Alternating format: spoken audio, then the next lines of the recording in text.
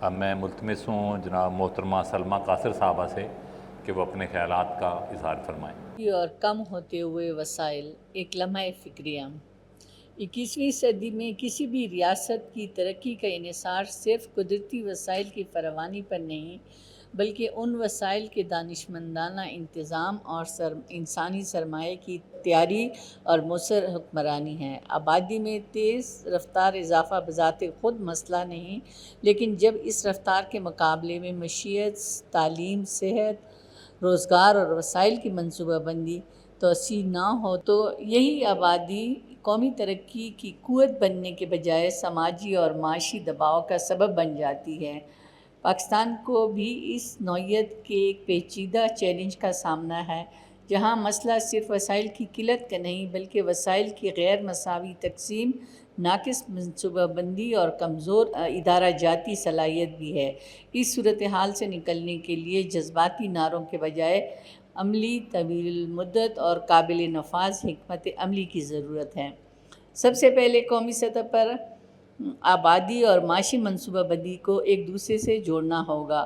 اکثر ترقیاتی منصوبے اس بنیاد پر تشکیل نہیں دیے جاتے کہ آئندہ 10 یا 20 برس میں آبادی کا حجم کیا ہوگا اور اس کے نتیجے میں تعلیم، صحت، ٹرانسپورٹ، توانائی اور روزگار کی ضرورت کس حد تک بڑھ جائیں گی۔ اگر ہر 5 سالہ ترقیاتی منصوبے میں آبادی کے متوقع اضافے کو بھی پیش نظر رکھا جائے اور اس کو شامل کیا جائے تو اسکولوں، ہسپتالوں، رہائشی منصوبوں، بنیادی ڈھانچوں کی تعمیر زیادہ حقیقت پسندانہ انداز میں ممکن ہوگی۔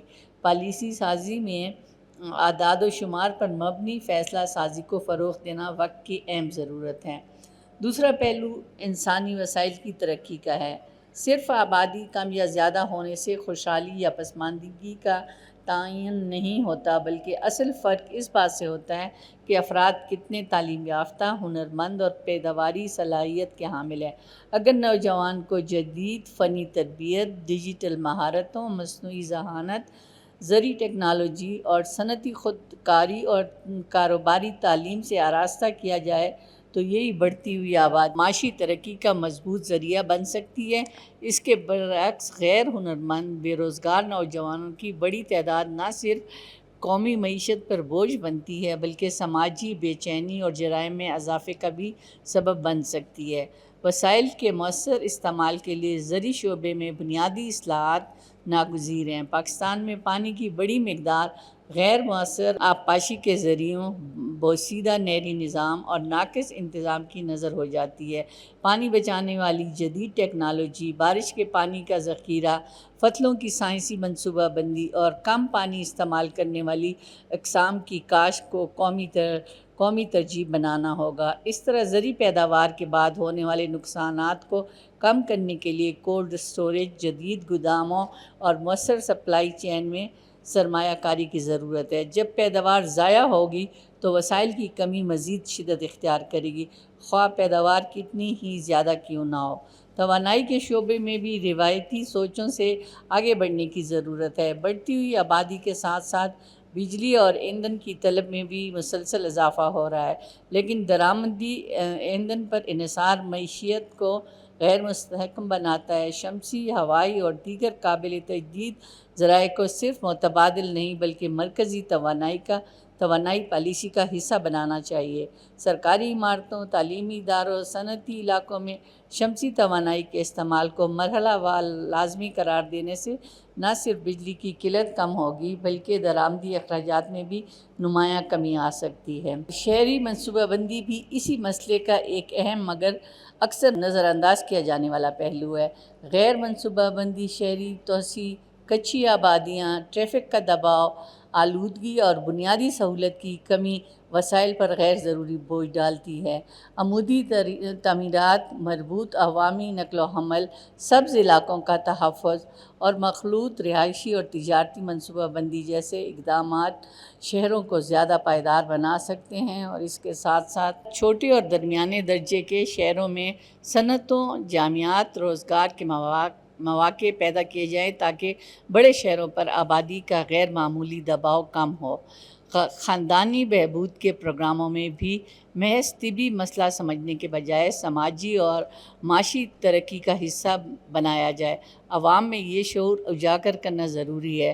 متوازن خاندانی منصوبہ بندی والدین اور بچوں کے دونوں کے بہتر مستقبل سے وابستہ ہے۔ اس ضمن میں مذہبی رہنما، اساتذہ، صحت کے کارکنان اور ذرائع ابلاغ کو ذمہ دارانہ کردار ادا کرنا ہوگا تاکہ آگاہی، احترام، اعتماد اور مقامی سماجی اقدار کے دائرے میں رہتے ہوئے فروغ پائے۔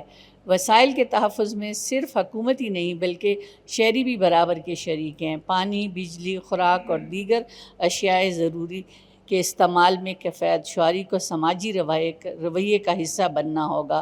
تعلیمی نصاب میں پائیدار ترقی، ماحولیاتی ذمہ داری، ذمہ دارانہ استعمال جیسے موضوعات کو عملی سرگرمیوں کے ساتھ شامل کیا جانا چاہیے۔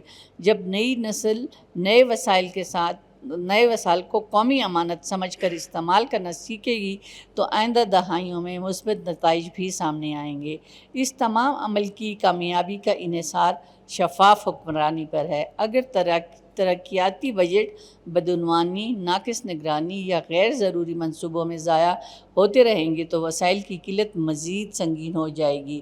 مؤثر احتساب، ڈیجیٹل گورننس، کھلے سرکاری اعداد و شمار پر شواہد پر مبنی پالیسی سازی اور وسائل کی بہتر استعمال کو یقینی بنایا جا سکتا ہے۔ قومی وسائل کی حفاظت صرف نئے وسائل پیدا کرنے سے نہیں بلکہ موجودہ وسائل کے ضیاع کو روکنے سے بھی ممکن ہے۔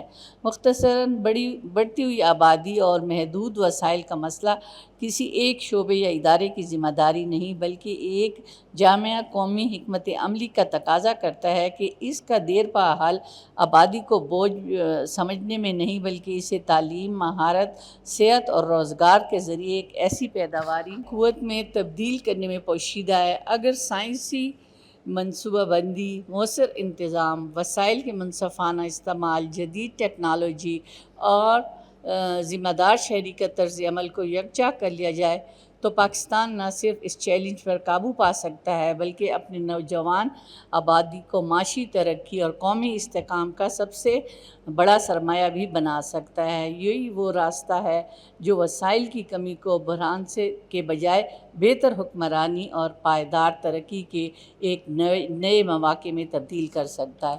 بقول علامہ اقبال کے کہ نہیں نا امید اقبال اپنے کشت ویراں سے، ذرا نم ہو تو یہ مٹی بڑی زرخیز ہے ساکھی۔ شکریہ۔